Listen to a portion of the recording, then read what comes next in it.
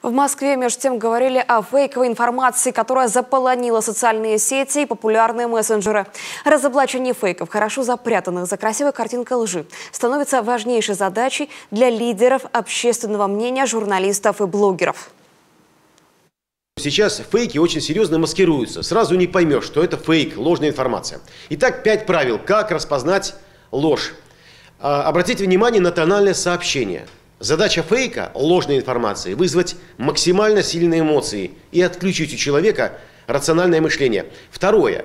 Обращайте внимание на заголовки. Чем больше эмоциональный и бросающийся в глаза заголовок, вот такой серьезный, очень яркий, тем больше вероятность того, что перед вами ложная информация, фейк. Третье. Проверяйте источники информации, доверяйте официальным сайтам органов власти, серьезным изданиям с репутацией, сайтам организаций и институтов. Много, как говорится, левых сайтов. Четвертое. Фото, видео и аудиоматериалы легко можно сделать фейком. И пятое. Оценивайте грамотное сообщение. Опечатки, ошибки могут указывать на то, что перед вами недостоверная информация.